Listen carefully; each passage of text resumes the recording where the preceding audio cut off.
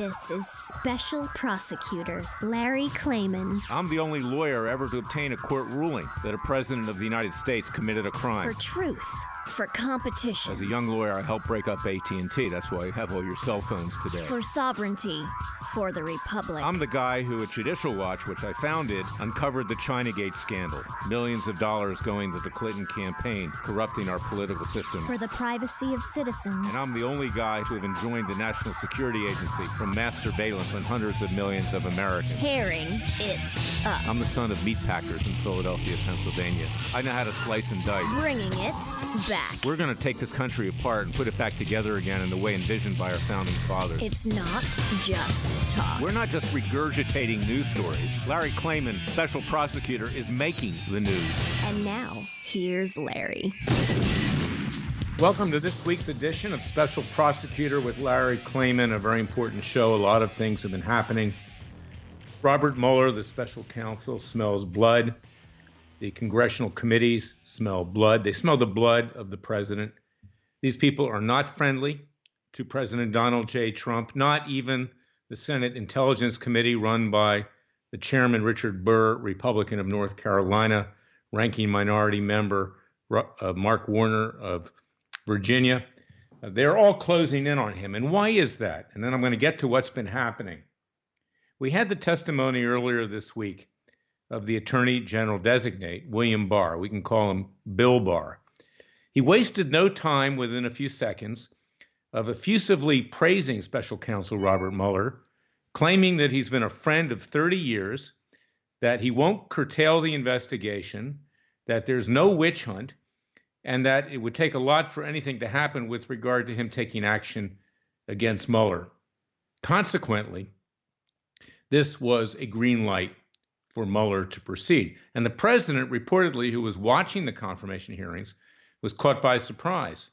You can assume that perhaps William Barr had told him that he was friendly with Mueller, but not to the extent that Bill Barr testified. And this is a problem. And I have been maintaining, and I wrote a column last week. You can find it at freedomwatchusa.org.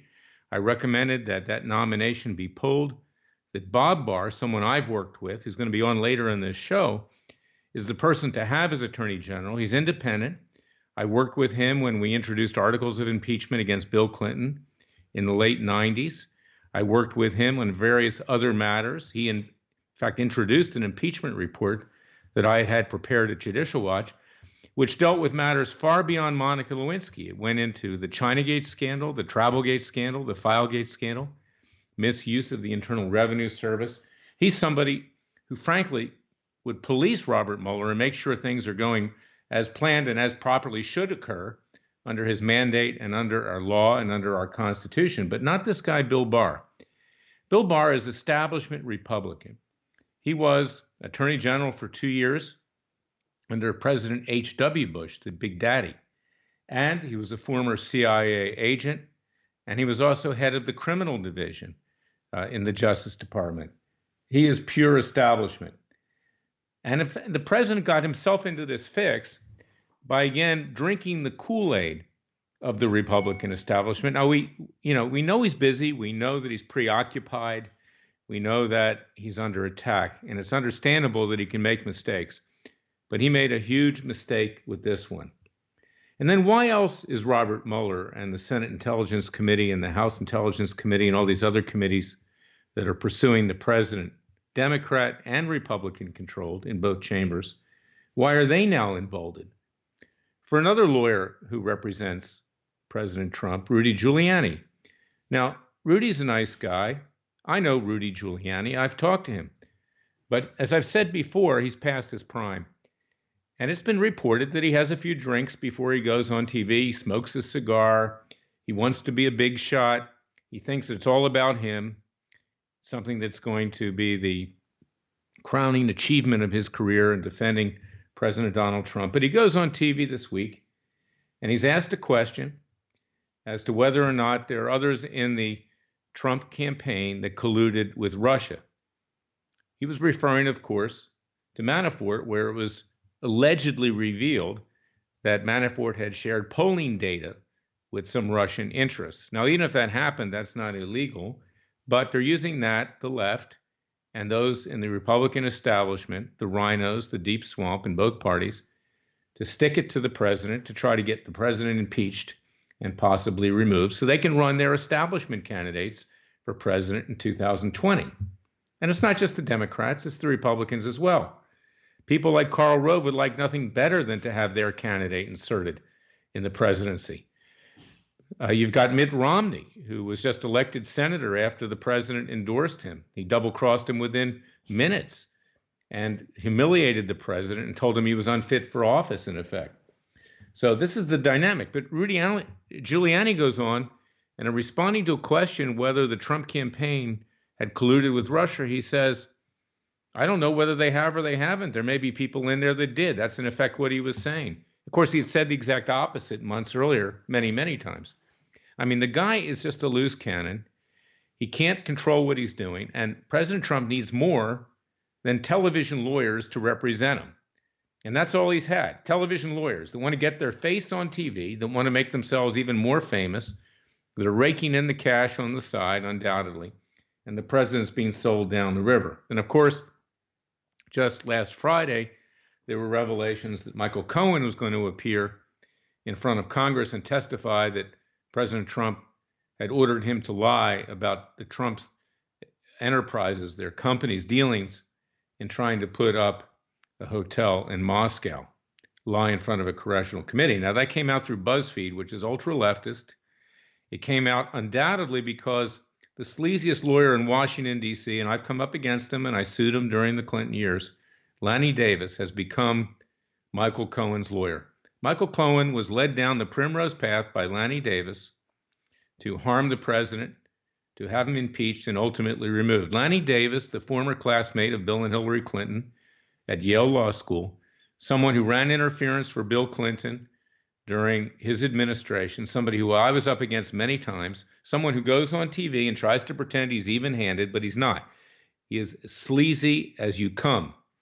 And this is the person who led Cohen down the primrose path, wound up getting him criminally charged, didn't even get a cooperation agreement for him. And Cohen, who was probably the dumbest lawyer ever to come out of law school, simply a bagman, that's all he ever was, listens to this advice and he thinks that he's going to be a hero and get a smaller amount of time, and he will get time for everything he's done because of this. So this is the situation that we find ourselves in. So no sooner than all this stuff came out, the stepson of my valiant and patriotic client, Jerry Corsi, is subpoenaed to testify before the Mueller grand jury. That's going to happen next week on Thursday at 9:30 a.m. I'll be representing him there with my co-counsel, David Gray. And then we also have, and this was just received yesterday, a subpoena from the Senate Intelligence Committee, which is talking about having Mr. Corsi, Dr. Corsi, appear in front of them. Now, again, who runs that committee? Establishment Republican hack Richard Burr from North Carolina and his Bobsy twin, Mark Warner from Virginia. They all want to do a number on the president. They want their establishment candidates in. North Carolina, of course, is becoming more and more Democrat. It's where I went to school at Duke University. It's no longer the conservative state it used to be. And of course, you've got the House Intel Committee on the horizon, House Judiciary Committee. God knows what they're going to pull. The only answer to all of this is to be on the offense. And Jerry Corsi is on the offense, and I urge you to go to CorsiNation.com, donate to his legal defense fund, go to LarryKlayman.com, see what we're doing. See what we're doing at Freedom Watch, because we're pushing back with citizens' grand juries and other hard-hitting cases. Donate to Freedom Watch at freedomwatchusa.org. This is the state that we now find ourselves in. We are under attack. Our president is about ready to be sent to the guillotines. I mean, he already is long on his way. Impeachment now is an inevitability. There's no question about that. Nancy Pelosi is obstructing everything that the American people want in terms of the House of Representatives. She's even canceling the State of the Union message. Of course, it'll probably happen in the Senate chambers. And we are, frankly, we have entered into a revolution. That's where we are. I'm going to talk more about this later in our show, but I want you to pay close attention because on top of all of this legal deceit, for lack of a better word, for this tyranny that's being perpetrated by our government, are establishment judges that are rubber stamping what Mueller and the others want. And you also have a leftist media, which is furthering this. Of course, BuzzFeed, is the one that allegedly disclosed that Trump told Michael Cohen to lie about connections with Moscow and building a Trump Tower there. And then on top of that, you have these violent groups on the left, Antifa, Black Lives Matter. They're all out there sharpening their knives. We are headed into what appears to be, and I want to head it off, and I'm doing my best, a violent revolution. And it's time that the American people read the Constitution carefully, prepare for their self-defense. We have a right to bear arms. We have a right to commission militias, to join militias.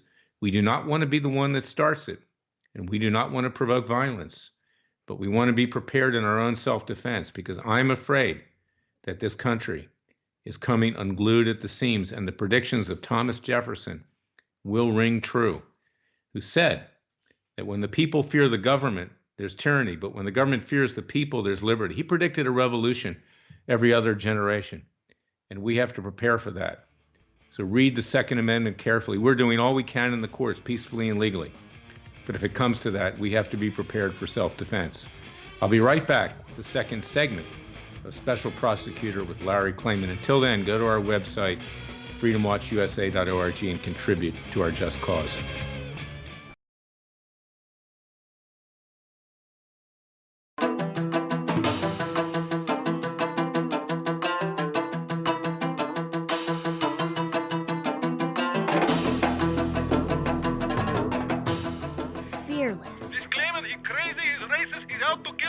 Dangerous. You don't care. Use the court and the law. Lethal. This is bad. Special Prosecutor Very bad. Larry Klayman. If you'd like to support Freedom Watch and this radio show, go to freedomwatchusa.org. I'm back with my good friend, my colleague, my fellow patriot, Bob Barr, that we've had on the radio show many times.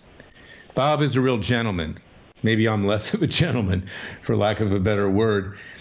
He's a great person, and Bob was a former U.S. attorney from the Northern District of Georgia.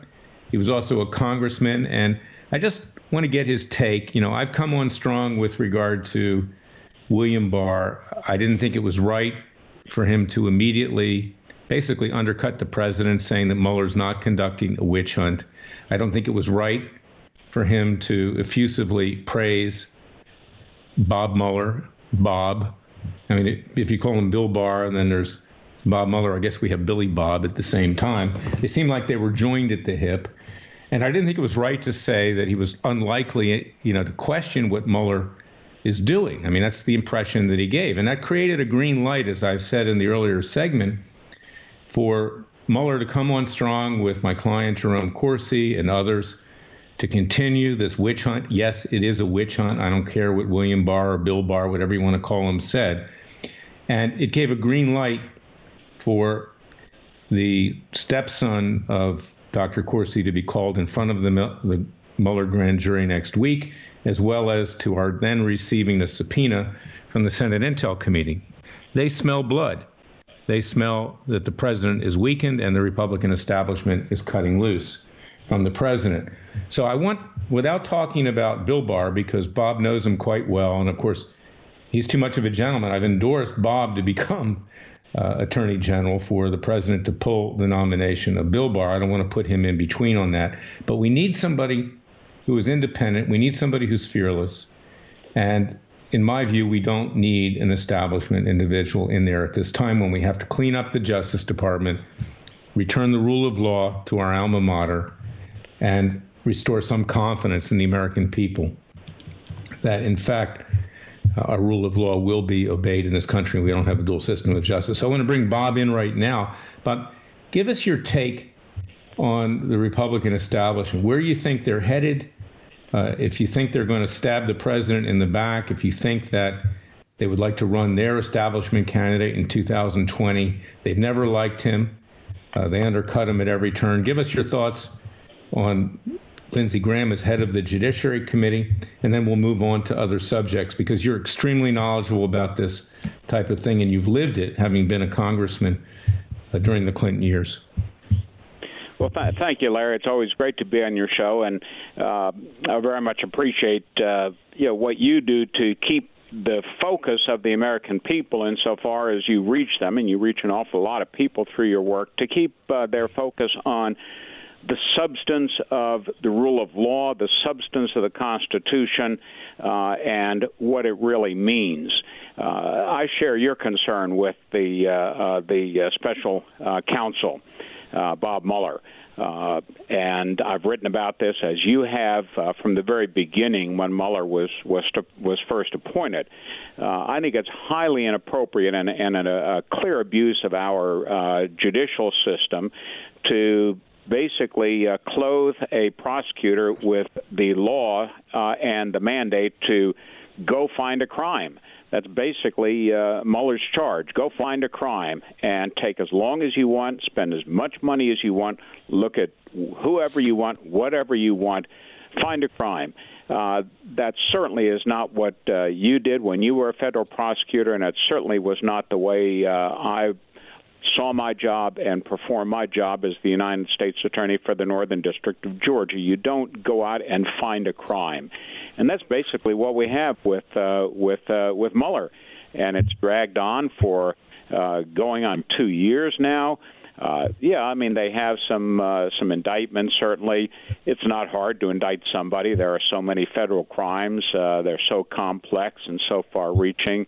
So that doesn't impress me when they come out with these statistics. Oh, we've indicted 30-something people.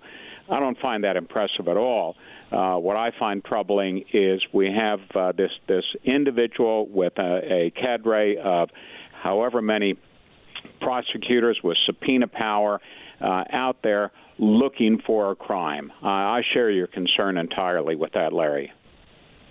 Bob, what do you think about, you've probably observed what's going on in the Senate Intel Committee, the behavior of Senator Richard Burr, the chairman. He seems almost to be in love with Mark Warner, the minority ranking member of that committee. My client, Jerome Corsi, was just subpoenaed to appear there. I'm going to be right back, and we'll talk about that because this is important for them to understand, our listeners.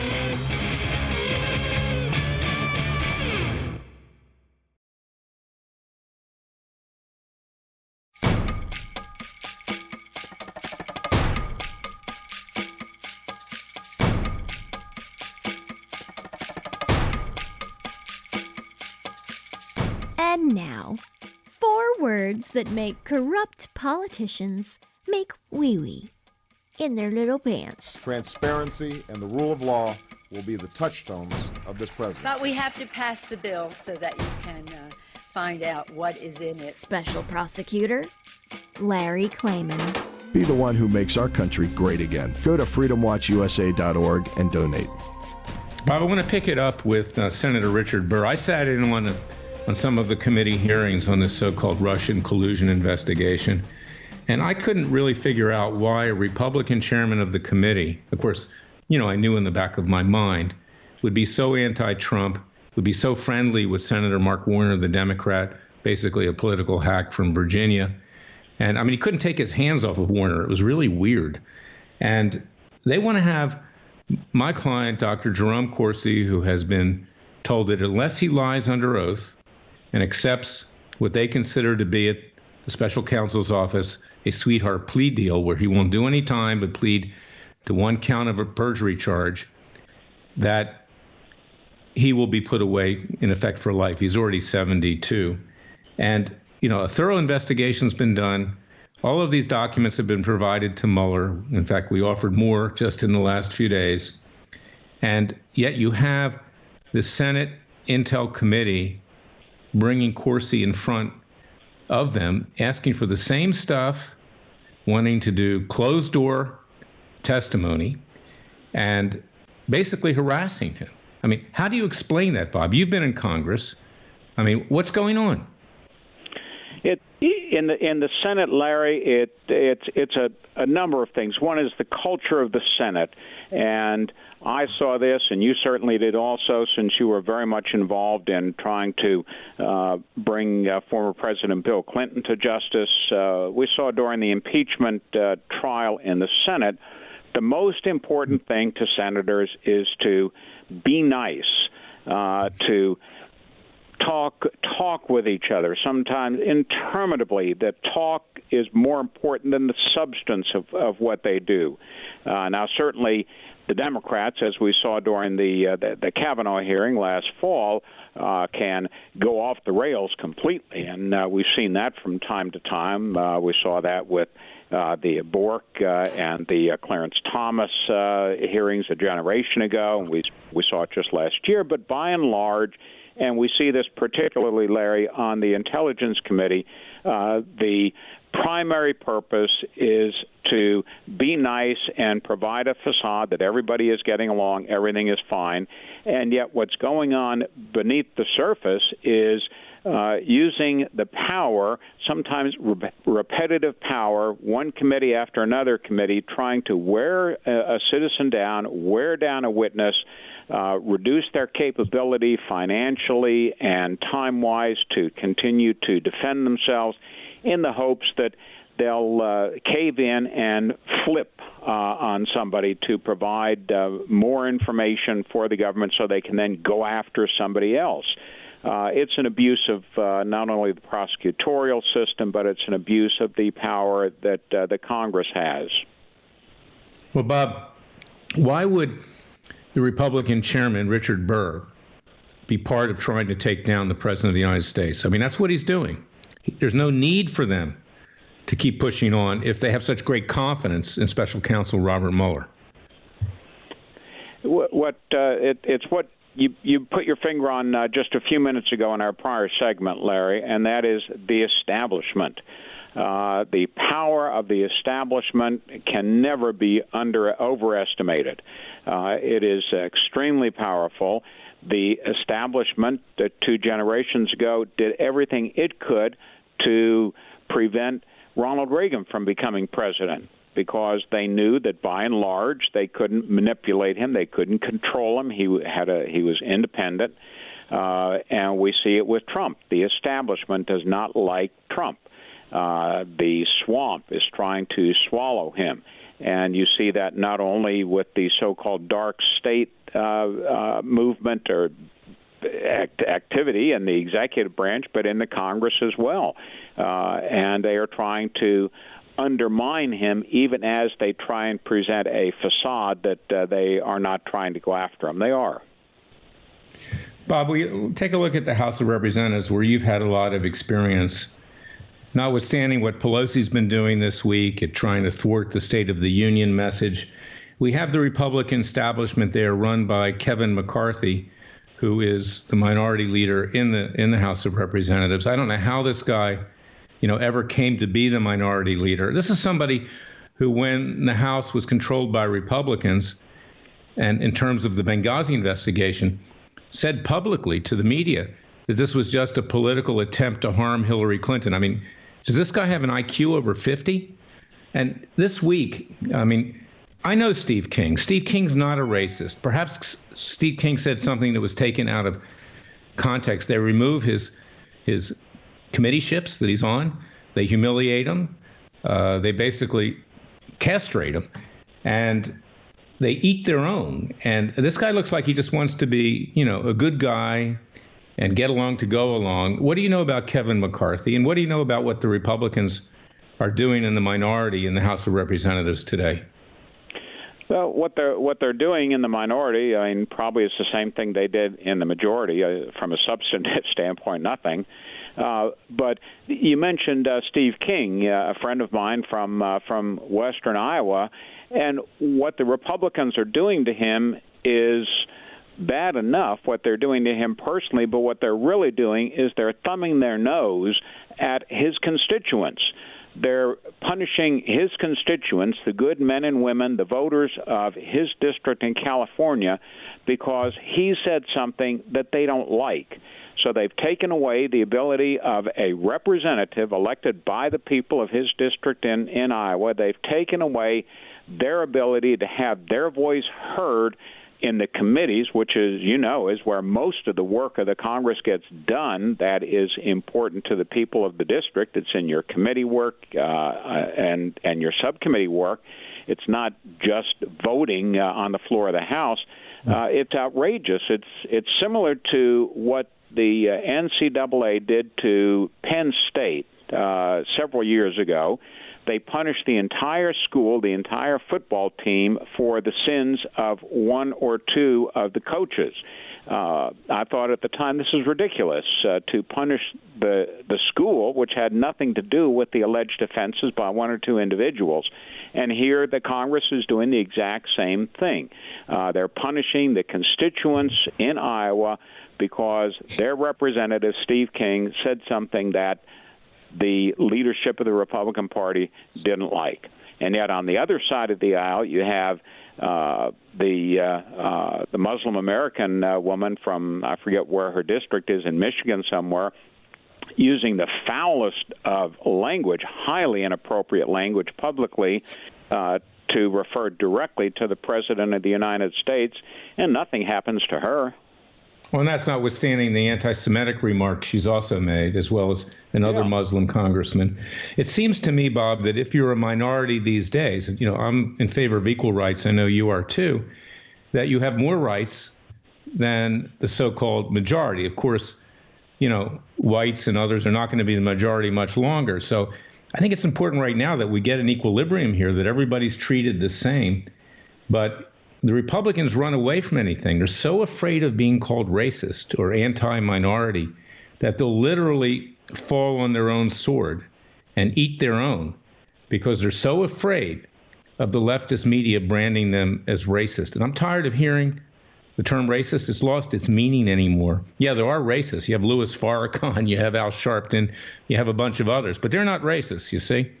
They're just looking forward. They're just trying to perpetrate civil rights as they advocate killing cops and everybody else. They're progressive, Larry. I love this term. They're progressives. It sounds so positive, so nice, so affirmative. It's outrageous, and it's a problem that goes far beyond simply the Congress and the media. It is a real cultural. It's an undermining of our not just the rule of law, but our basic Western culture, Larry. And it's very, very troubling. Well, it is. And, of course, now you have a very powerful Speaker of the House, Nancy Pelosi, with her henchmen, her leftist comrades, Gerald Nadler, who you've had experience with him, with Adam Schiff, with Elijah Cummings, with Maxine Waters, the whole band of you-know-whats over there, the people that really want to destroy Trump. I don't want to use, untoward language, but that's how I feel. And you've got a very weak leader of the Republican Party. So how would you deal with Nancy Pelosi and company if you were still in Congress? Well, there are some tools that the minority can use. There's not a lot they can do because of the power of the chairman and the power that the majority has, if they choose to exercise it, which the Democrats do more than the Republicans, to really get to the bottom of investigations. The Republicans, when they're in power, are very, very hesitant, ridiculously so, to use the subpoena power and certainly to use the contempt power. You had, as you mentioned earlier, in the Benghazi investigation, the Republican leadership couldn't make up its mind which committee it wanted to handle. They had Jason Chaffetz handling it initially, which I think was a good choice, and then they changed and gave it to somebody else, and they cut back the jurisdiction, and then the then Majority Leader McCarthy made statements that undercut the legitimacy of the investigation by indicating that it was political. But what you have to do, and what I would like to see the Republicans do, even though they're in the minority, is come out with a substantive agenda that presents clear differences with the Democrat agenda as being put forward by Nancy Pelosi and the others on her team. Thus far, I've seen, maybe you have seen it, but I've seen absolutely nothing coming from the Republican side that is substantive or coherent in any way, shape, or form. So we're still in the situation where the Republicans are failing to truly differentiate themselves from the Democrats. And now the Democrats in the House can wield all the levers of power, and against that you have nothing. What we did have back when I was first elected in 1994, as you remember, was the contract with America that established a very clear, understandable agenda that we stuck to during the campaign and thereafter, and the American people responded both in the 94 election and in supporting us once we took the majority in 1995. It was because we presented a clear, substantive agenda that differed from the Democrats, and it gave us the majority for the first time in 40 years. We don't see that at all right now, or at least I don't, on the Republican side. Bob, you left the Republican Party. You ran for president as a libertarian. Why did you leave the Republican Party? The primary reason, Larry, that I did back 10 or 11 years ago was because the Bush administration had so completely undermined respect for our Constitution that I could no longer support it. I think really the straw that broke the camel's back was when the then Attorney General Gonzales testified, I think was before a Senate committee, that the principle of habeas corpus was not enshrined in our Constitution. And that followed, of course, the abuses that we saw with regard to the Foreign Intelligence Surveillance Act, which you've been fighting for many years. It followed the torture that we saw in Iraq and elsewhere, saying that, well, the law that prohibits that doesn't matter. The international treaty that the Geneva Convention that we're party to doesn't matter. All that matters is that the president says, well, I'm the commander-in-chief, so I can do this.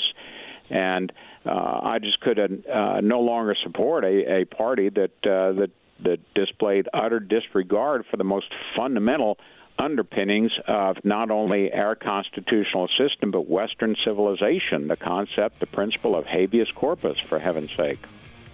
Well, I admire you for that, Bob, and I'm a conservative libertarian. I really no longer consider myself Democrat or Republican as well.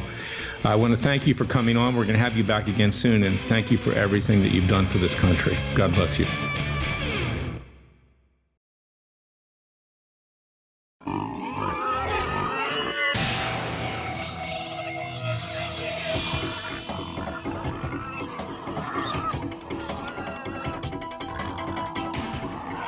Before he was a trial lawyer, he sliced him and diced him. People used to ask me, Larry, what caused you to start Judicial Watch and now Freedom Watch, given the powerful forces in this country that put you at risk? In a meat packing plant. I'm the son of meat packers in Philadelphia, Pennsylvania. I know how to slice and dice. A very special prosecutor, Larry Klayman. If you'd like to support Freedom Watch and this radio show, go to freedomwatchusa.org. Now, ladies and gentlemen, fellow patriots, people of goodwill, people of faith, people that believe in something, this is the verdict. Just this week, yet another request for an extension of time was received by me. I'm representing Cliven Bundy. You might remember that his supersedious indictment, along with those concerning his sons and other patriots who stood up using their Second Amendment rights peacefully and legally to an oppressive government then run by the Obama Justice Department, its FBI, the Bureau of Land Management, Harry Reid, all of whom were trying to take the land away from the Bundys, which they had ranched for 150 years, that the government filed an appeal even after an Obama-appointed judge who was clearly in the camp of the prosecutors dismissed the supersedious indictment on grounds of gross prosecutorial abuse. A whistleblower came forward, Larry Wooten, who showed that there were actually crimes being committed, that the prosecutors in the U.S. Attorney's Office in Nevada were covering that up, that they had lied to the judge. Yet, with all of that, our Justice Department, under then Attorney General Jeff Sessions, filed a notice of appeal. Now, for the third time, they're saying they need more time to evaluate whether they're going forward. Well, they're clearly going forward. This is just because they haven't written the brief that they like so far. But it is an example of what we were just talking about. The Democrat and Republican parties are more than bankrupt. They're behaving by and large in a criminal fashion. They work together. They shake the money tree. They love power. And they're just flip sides of the same coin. They're like the American Football League and the National Football League. They're all part of the same league. Unfortunately, they're not going to the Super Bowl. I think they're all going to wind up going to hell in the end, because we, the American people, need to rise up. Now, I've got another client, Schaefer Cox. Schaefer Cox was referred to me by the Bundys. He's a young guy who uncovered a pedophile human trafficking scheme in Alaska run by, yes, you guessed it again, politicians of both political parties. And when he did, they had to crush him. They had to try to take his kids away from him. And when that didn't work and he stood up to them, he was set up with FBI informants who lied. He was convicted. He was sentenced to 33 years of attempted murder and conspiracy to murder. He did not harm the hair on anybody. Maybe he said a few choice words, but that was it. And you can't be held accountable for words. He was angry. People get angry. And of course, now he's in one of the worst federal prisons ever in Terre Haute, Indiana, built in 1938. It looks like, frankly, a horror show when you drive up to it. I was there a couple of weeks ago. And we're doing our best to free Schaefer Cox. I want you to go to ClivenBundyDefenseFund.org. ClivenBundyDefenseFund.org. Contribute to Cliven's legal defense. We've got a long road to hoe here. And not just with regard to this appeal, but we're challenging the right of the federal government to claim to own the land in Nevada and the other western states, which have driven hundreds of ranchers out of business. That was what gave BLM and the Justice Department the so-called authority to go on Cliven's land and trespass. And I want you to go to freeschaefercox.com and read about his case and also contribute to his legal defense fund. And I want you to go to freedomwatchusa.org, because we're handling some matters for both Bundy and Schaefer, and contribute there as well. But I want to put this in perspective, because you see what happened to the Bundys and what happened to Schaefer Cox can happen to you, and it's about ready to happen again.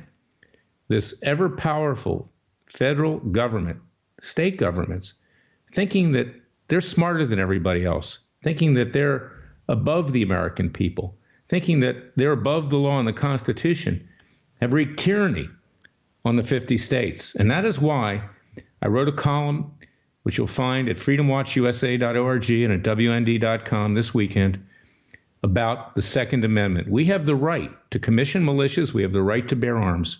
We will do that peacefully and legally. But we're headed into what may be a very destructive, if not bloody, revolution, as predicted by Thomas Jefferson. We are not going to start it, but we need to defend ourselves. So I want you to read the Second Amendment, to get ready for the worst, not to start violence, simply to have it there in case you need it to defend yourself. I'll be back next week with another edition of Special Prosecutor with Larry Klayman. Until then, God bless you, God bless America, and God save America.